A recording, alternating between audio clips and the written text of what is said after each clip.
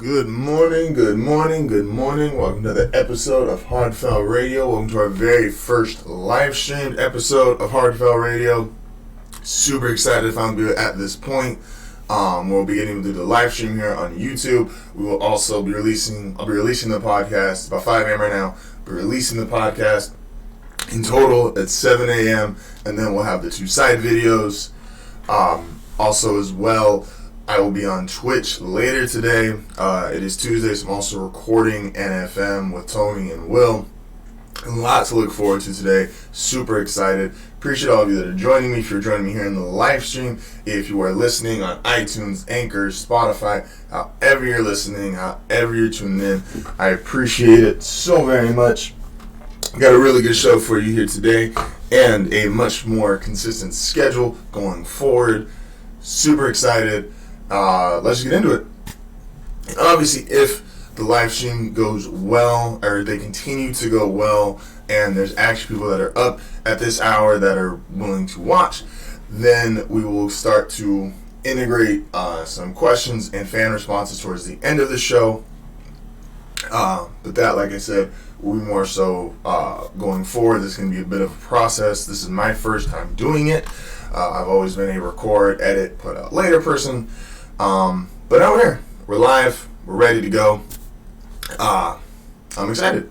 So let's jump into it, guys. So we have to get caught up on some of these stories the last couple of days. Obviously, I haven't recorded since Thursday. So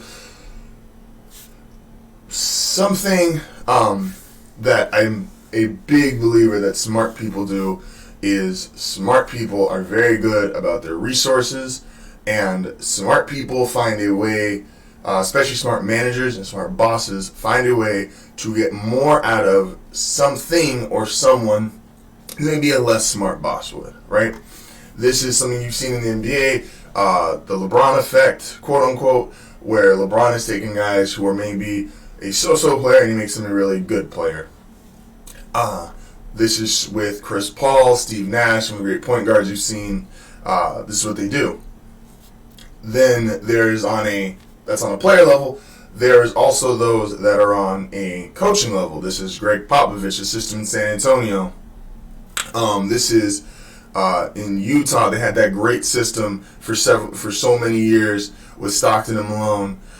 In Phoenix, 7 seconds less. Mike D'Antoni as a whole. Mike D'Antoni has made a bunch of guys who have raised their numbers from being maybe a 10-point per game scorer, all the some guys up to 15, 20-point per game scorers. And like I said, this is true in life and it's true in basketball. And so we just had a trade last week where the Golden State Warriors acquired Andrew Wiggins, and I think this trade is perfect. Andrew Wiggins is a 20-point per game scorer. He's in year 7 in the league, but he's had a very inconsistent first 6 years if you want to talk about coaches, players, systems that he's been in. Maybe not have been the best, no disrespect to Tom Thibodeau, but not the right system for Andrew Wiggins. Now Andrew Wiggins, not so much this year, but next year is going to be going to a team with Steph, Clay, he'll play at the 3, Draymond at the 4, and at the 5 is Golden State's going to have a top 2 to top 3 draft pick, most likely. I don't want, if they don't have New York Knicks luck with draft picks. And just like that, the smart organization in the Warriors, I believe, will get more out of Wiggins. And everybody that was getting the jokes off this year and talking about, the Warriors are bad, they're not going to make the playoffs, they got the worst record. Get all your jokes out now. Because, like I just said, that lineup going into next year, not this year, going into next year, Steph, Clay, Andrew Wiggins, Draymond Green, and top 3 draft pick. That automatically puts them, I don't care what anyone says, that automatically puts them in the conversation for one of the 2 to 3 best teams in the league. That puts them right up there with LA's, both LA teams, Clippers and Lakers, puts them right up there with the Bucks. And everyone's like, I kept hearing people say these last couple days, they were only dynastic because KD went there. You're right. they didn't win 73 games without KD and win an NBA Finals without KD. You're right, that never happened. We're just going to be revisionist history and say it was only a dynasty and only dynastic once Kevin Durant got there. Okay. Harrison Barnes started for this team, and we were very convinced if they did not lose that second finals, Harrison Barnes probably would have still been on this team. They would have never gone out and got Kevin Durant. But the argument is, oh, but they lost in the finals, that's why they had to go get KD. If they didn't get KD, it wouldn't continue. You're right. So the greatest team of all time, in terms of the regular season, 73 wins, the only thing that beat them, and the one that forced them, quote unquote, to go get a Kevin Durant, was one of the three greatest players we've ever seen. We're not ranking anymore. One of the greatest players we've ever seen having the greatest 4-game stretch of his career and turning back a 3-1. So as long as they avoid that, which is LeBron capable of playing at that level again? I don't know. But as long as they avoid that storm of, oh my gosh, LeBron putting on the greatest 4-game stretch of his career, I think they'll be pretty good. And you have everyone, we get lost in the how great Giannis has been, the talent in Philly, the LA teams. The NBA right now, this is Steph Curry's league. Everybody is trying to shoot threes and run fast, and you don't want bigs, you want just everybody that's able to handle the ball. That's what the Warriors do, and that's what they do better than everybody else. The reason why Houston didn't get over Golden State, it's not a matter of who's analytically better. The Warriors just make more shots, because no one's better at making three-point shots than them. And I'm not saying Andrew Wiggins is this high-level or all-star level player, or he's this great player and he's going to instantly make the same impact like KD. But he's at least as good as Harrison Barnes was 2 years ago or 3 years ago when they won 73 games. 6 years in the league, he's averaging almost 20 points a game for his career. It's 19.3, I believe. And, yeah. Andrew Wiggins is going to be a great fit in Golden State. Golden State's immediately going to turn around and be one of the 3 best teams in the league next year. This trade works, and it's perfect for them. And we're going to get into, coming back from our first break, we're going to get into some certain takes on how good or how not good Andrew Wiggins will be with the Warriors.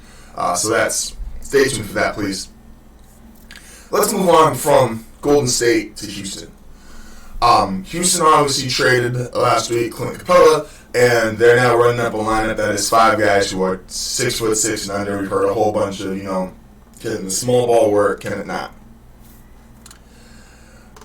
I am interested as a fan to watch Houston, because what Houston is doing is almost resemblant of a generic pickup basketball game at the park, right? Like, if you're playing pickup basketball, you want as many guys who can either dribble and get by someone or make a shot as possible. If there's not just some 7-foot dude or 6'8" dude or 6'10" dude hanging around that you're like, okay, well, he's taller than everybody, hey, just give the ball to him, he can just dunk or lay it up. But when you have, even if you are on the other side and they get the other team in the park, gets the 6'8" dude or the 6'9" dude or just the tallest guy on the court, you just put a small guy on him because you know they can't guard him. And all you do is you just got to hope that you have enough speed on your team, this isn't a pickup game, that you would just double the big guy, make him get rid of the ball, and get out to the other dude, and hope they don't make enough shots. Houston is playing a most would call a dangerous game. As a fan, I think they're going to be one of the top 2 most exciting teams to watch, because now Harden and Westbrook are going to be able to play one-on-one as much as they want, and they will demand their own form of double team because Westbrook can still get by 99% of the guys in this league, and Harden, well, we've been critical of Harden here before. Harden will do a step back, maybe get fouled, who knows, flop, three-pointer. Or trap a little bit, I don't know. But as a fan, very excited to see what Houston does. As an analyst or as a basketball critic, do I think it works in the playoffs? No. I think this works for about, in the playoffs, maybe the first round, just depending on seeding they're probably going to play. If they get into the top four of seeding, which will be tough, then yes, then they can knock out maybe whoever the 5th or 6th seed is. But in the first round, but going deep into the playoffs, this is going to be a much harder thing, because if you are the Lakers, they are eventually the same way in the park. If you got the tallest guy, you're eventually just going to start feeding him, making him get layups.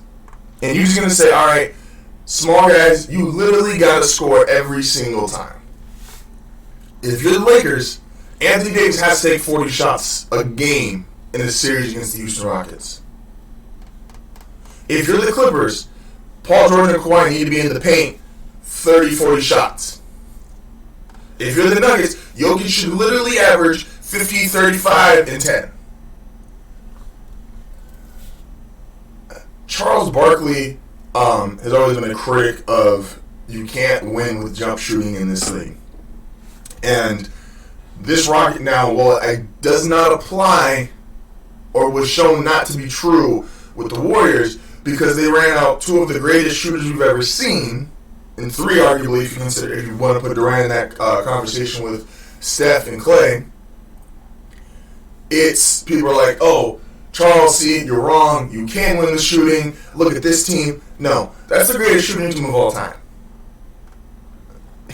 When Charles Barkley saying you can't win with just jump shooting, this Houston Rockets team is what he's talking about. This Houston Rockets team, you could literally take your 6'7", 6'8" power forward center. There's not a whole lot of power forwards left, but even a guy like Luka, who's like 6'6", 6'7", he's going to be the tallest guy. He's going to be taller than everybody Houston throws out, and he's Dallas's point guard. He's going to be the point guard on the other team. He's going to be bigger than everybody. LeBron Anthony Davis, bigger than everybody Houston throws out. Paul George Kawhi, bigger than everybody Houston throws out. And when you get to it, and a series against that, that's where Charles Barkley's mentality of you can't just win with jump shots is absolutely going to come into play, because teams are just going to pound the ball, and what happens if you do that is you get foul trouble. Like James Harden took a tip-off against JaVale McGee last week. Like, is James Harden really going to guard someone in the post? Is P.J. Tucker, who I really like, he's a very solid defender, he's a very solid player, he's a hustle guy, he's an effort guy. Is he really going to guard Anthony Davis for 4 games, 5 games? Maybe Houston takes 1. But I mean, you have to have, if you're a basketball team, you want to, or you're just any professional sports team, let me be clear here. Any professional sports team, you want to eliminate the amount of ways someone can beat you. Right? In the NFL, you don't want someone to just be able to, you don't want to have, if you have a good run defense, you don't want your pass defense to be so poor, it doesn't matter. If you can just throw the ball over their heads, who cares if they can't run on you? Or if you have a great pass defense and no one can throw the ball on you, but everybody can run for 100, 150 yards on you. You don't want to give the blueprint away to how easy it is to beat you. And Houston will go into every single game into the playoffs with the blueprint on how to beat them being as clear as day, and you don't need a real smart coach to do it. Anybody should be able to go, all right, you want to run out P.J. Tucker as your tallest guy? Okay, I'm going to give it to my 6'8" small forward, my 6'7" point guard, my 6'11" power forward center. We're going to beat you down inside so badly. And what's great about it is Houston, like I said, Houston is just giving up rebounding. And they're just going to hope they can beat you with enough threes. And everybody gives Daryl Morey a lot of credit for how innovative and how advanced he's been. And I do think Daryl Morey's a real smart guy, but I think there's a difference in Daryl Morey trying a lot of things compared to how successful some of these things are. Because if you look at Houston the last couple of years in the playoffs, with his built team and his design, their shooting just doesn't get them there. And I'm not a big fan of James Harden's play. I love Russell Westbrook. I like Eric Gordon. I like PJ Tucker. I just think you are asking a lot of these guys, and you are showing other teams, hey, this is clearly how you beat us. And I don't think that works in the playoffs. I don't think that's going to work long term. But as a fan, I'm really excited to watch. With that being said, we're going to take a quick break here on HardFoul. Coming up after the break, we are going to do one of our new segments. I was going to do it today originally. Normally, I believe it'll be on Wednesdays or Thursdays. But something happened over the last 72 hours where I feel like I need to address it. We're going to have some XFL talk at the end of today's show, which I'm really looking forward to. XFL was really fun. I only got to watch about 20 to 30 minutes of it, but it was fun. It was football. There were some guys that you knew, some guys that you didn't. It was quirky. It was a fun day to watch the XFL. Hey, with that being said, this is HardFoul Radio. We'll be back momentarily.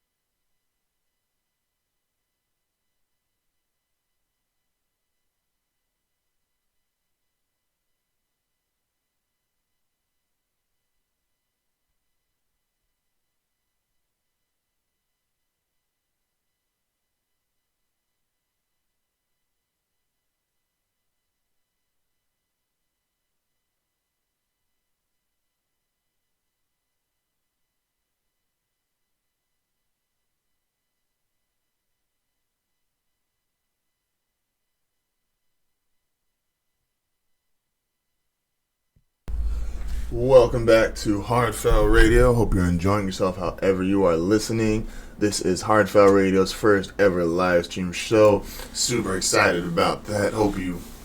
Glad you could join me for this. Like I said, doing the live stream shows in the morning, Twitch in the afternoon, and then recording A&M and NFM in the afternoons, Tuesdays and Fridays with Matt, Tony, Will. Super excited for the new schedule. Super happy about this. It's going to be good. So, we got to address this, right? There is a segment I wanted to do called Attack the Analyst because you guys know how vocal I've been these couple months while doing the show, or these last 2 years, about how sports media has really been, it's been a joke nonetheless. And with it being a joke, things I've gone after is like everyone is just saying sensationalized shit. So I'm trying not to swear as much. We're going to listen to the show. But everybody's just saying sensationalized stuff. Everybody's just trying to say what's going to get me clicks. Everybody's just saying what is the loudest thing I can say, regardless if I'm right or wrong. I call it the Skip Bayless method, right? Skip Bayless used to be the only guy to go on sports media, and he would just say such outlandish stuff, and you're like, oh my gosh, what are you doing? Like, what are you talking about? But we just accepted that it was Skip. And we're like, okay, that's Skip. Skip's the crazy guy. Whatever. I didn't know 10 years into the future that we would be looking at the rest of sports media and they would all be following Skip Bayless's method, right? Everybody just wants to be as loud as possible, as sensational as possible. And that is why I wanted to introduce this Attack the Analyst segment. Because I think there is a need to hold some of these guys accountable, or if they don't want to be accountable, just call them out on their shit when they just blatantly say things like, I'd want Andre Iguodala taking the last shot over Steph Curry in an NBA Finals game, because that's been true never. So, with that said, our first candidate for Attack the Analyst, we got to start with Mr. Nick Wright. Nick Wright came out on Thursday or Friday, whatever day, the day after the Andrew Wiggins trade, and he said, Andrew Wiggins is a bad basketball player. The Warriors, Steph Curry will never be in another NBA Finals. And then he tried to clear it up by saying, some people think I don't like the Warriors, but they've done stuff I don't like, but I don't dislike them. Okay. So, let's be very clear here. Andrew Wiggins, and I was wrong earlier when I quoted this, is a career 19.7 point per game scorer, so basically 20 points a game, right? And this year, he is averaging, just over 21 points a game. Last year, with Minnesota, he was averaging 22.4 points per game. With the Warriors and the 2 games, averaging 21 a game. And was averaging 18, 17. He's got 2 years of 20 and 23. Averaged 17 as a rookie. Right? And then we have his 3-point percentage, which he's in consistently. He's a career 33% 3-point shooter, right? So 1 out of every 3.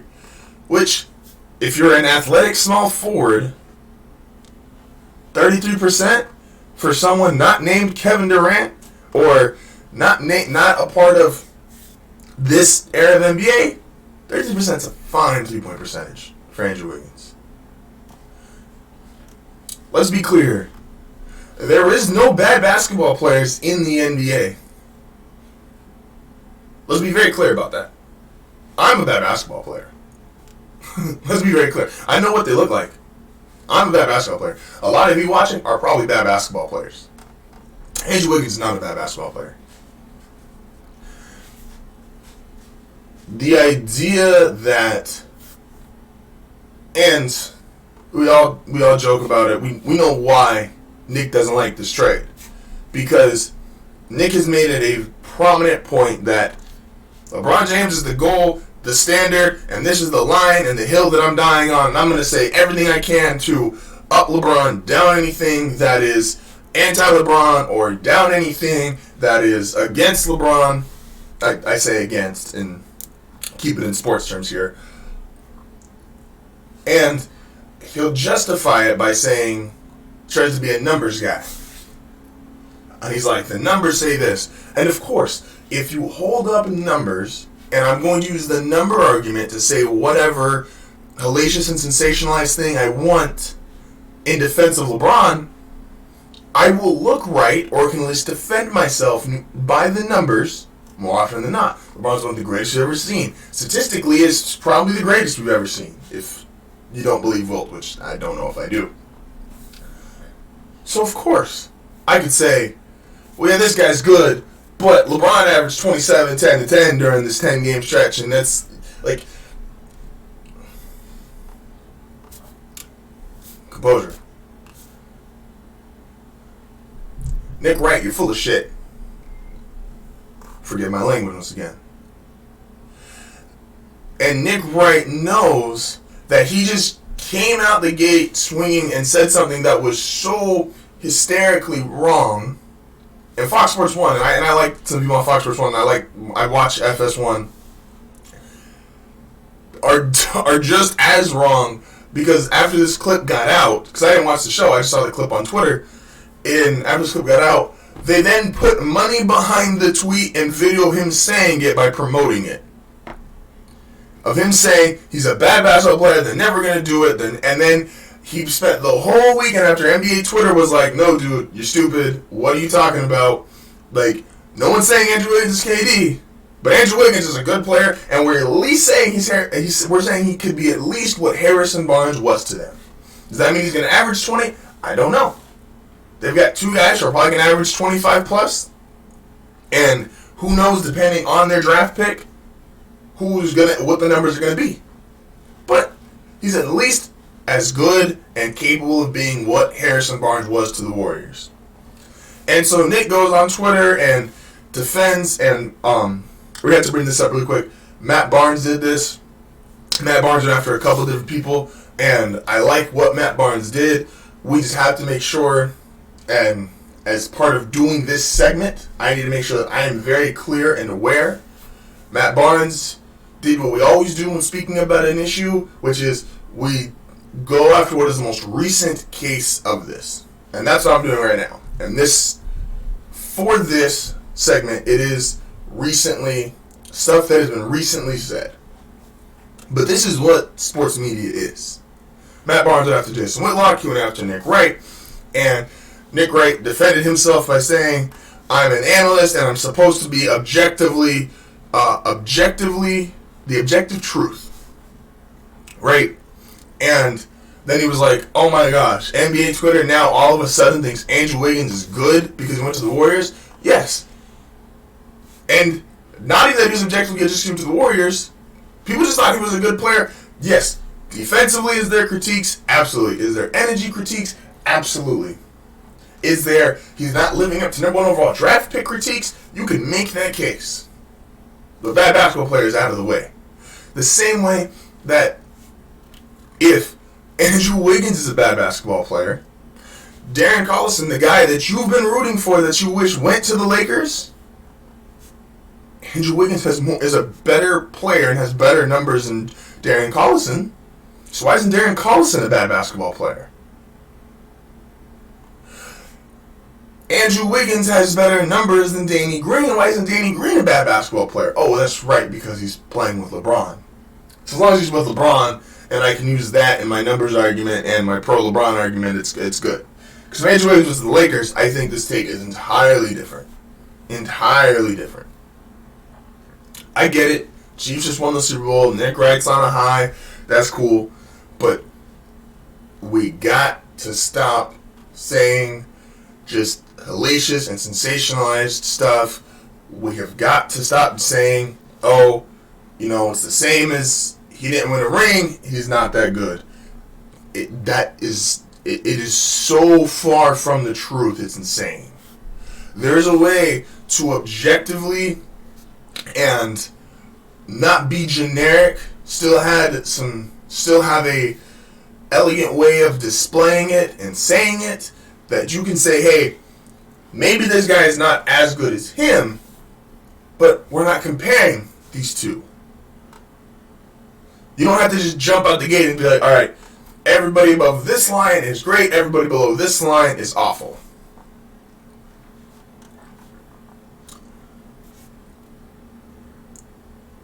Nick Wright, this is a joke. This statement, which you yourself even played the game for, which I have to believe that this is all this could be, is the game of outrage marketing. Because even when he went back on First Things First yesterday and was defending himself, I guess, he then said, oh my gosh, NBA Twitter now apparently thinks Andrew Wiggins good, when we all know Andrew Wiggins doesn't contribute to winning. Hey, look, you yourself walked back your own words, because you didn't drop bad basketball players twice. You didn't drop Steph Curry's never going to the finals again.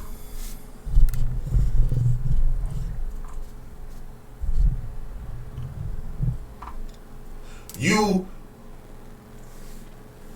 you yourself were like, let me change my words up. Let me change my verbiage up. So Nick Wright, you know you're wrong. You know you're wrong. Also, I'm going to just, echo the sentiment of a whole bunch of people. Let's just get through a day on sports TV without talking about LeBron or the Cowboys. That'd be cool, right? Amen. I don't know. Nick Wright's our first attack, the analyst. Your take was wrong. That style is wrong. Let's be better moving forward, Nick Wright. Moving on to two guys that have gotten critiqued for how they play together. That being a Ben Simmons and Joel Embiid. Sorry, my cat just got in the way. They opened the door. Ben Simmons and Joel Embiid have received a lot of criticism this year for who is supposed to be the guy. Right? Sorry, guys. Apologize.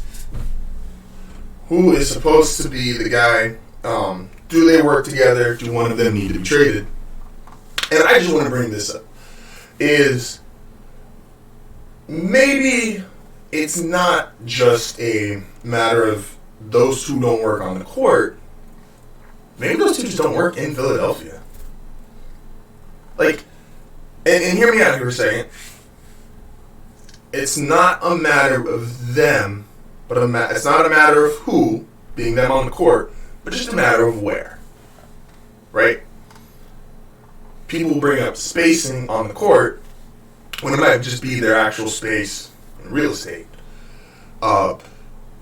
We had these same conversations with Jimmy Butler last year when he was there in Philly. We're like, oh my gosh, Jimmy Butler, Tobias Harris, Ben Simmons, Joel Embiid, JJ Redick. Like, it was a 1 through 5, like the best starting 5 in terms of talent. And we were like, oh, this is going to work. This is going to work. And then it didn't, and we brought up chemistry issues.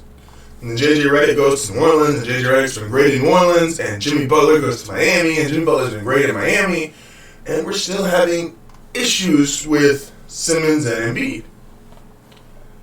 Maybe they just don't work in Philly. Now, maybe that's the coach can't get them to be on the same page. Maybe that's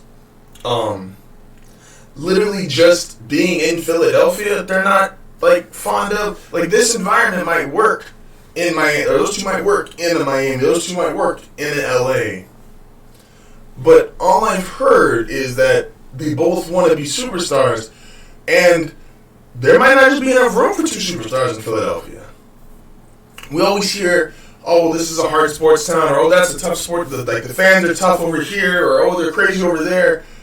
These guys, just beyond the basketball court, have to live there on a day-to-day basis, at least during the season.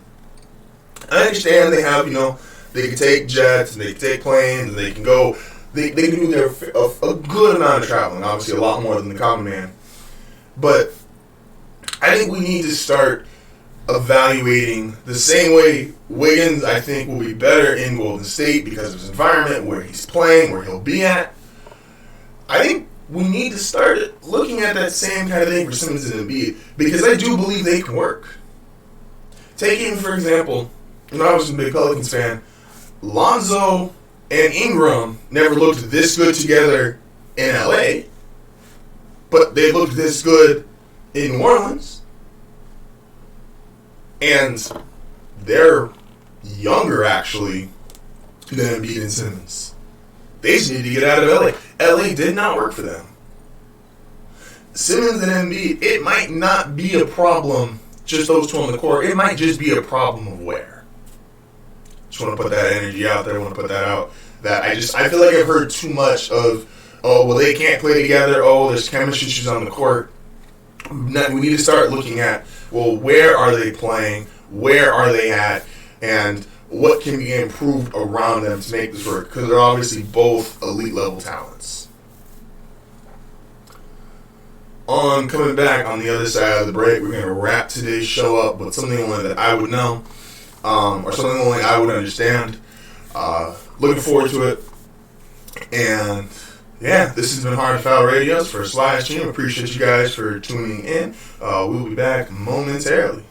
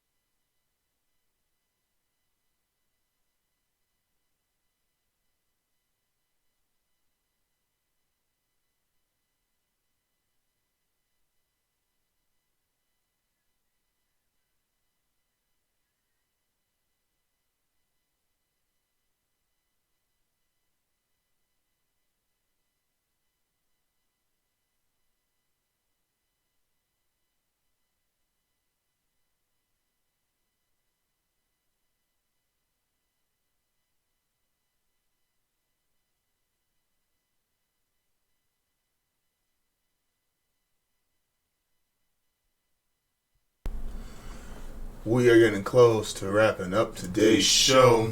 This has been my first live stream. I know, even as I've been talking and doing it, there's some things I want to improve, work on, but super excited to get this process started.